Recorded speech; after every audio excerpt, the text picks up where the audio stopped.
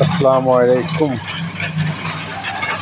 আপনারা শুনেছেন স্বর্ণ তৈরি হয়। স্বর্ণ আসলে কীভাবে তৈরি হয় সবাই হয়তো প্রসেসটা জানি না। এই ইন্দোনেশিয়া আসার পরে দেখলাম স্বর্ণ কীভাবে তৈরি হয়। এই যে পাথরগুলো দেখছেন, এই পাথরগুলোর ভিতরে স্বর্ণ আছে।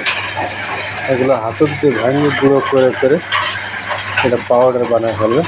পাউডার বানানোর পরে এক ধরনের মেশিন আছে, এই মেশিনের ভিতরে দেবে, দিয়ে যত সময় ফিনিশিং না হবে ঘুরোতে থাকবে ঘুরোতে থাকবে 24 ঘন্টা 48 ঘন্টা ঘোরার পরে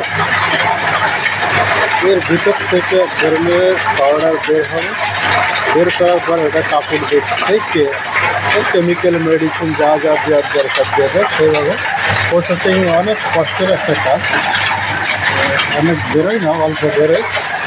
তারপরে এরপরে জীবিকা নির্ভর করে এদেশের মানুষ খুব হয়েছিল। প্রত্যেকটা বাড়ি একটা করে মেশিন আছে, প্রত্যেকটা ঘরে একটা। এগুলো যে মেশিনের ভিতরে দিয়ে ওই মেশিনগুলো চলতে থাকে, চলার পরে সুন্দরভাবে প্রসেসিং করে এটা আস্তে আস্তে বাজারজাত করে।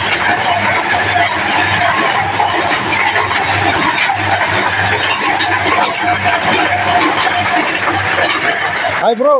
Yeah. Hey brother.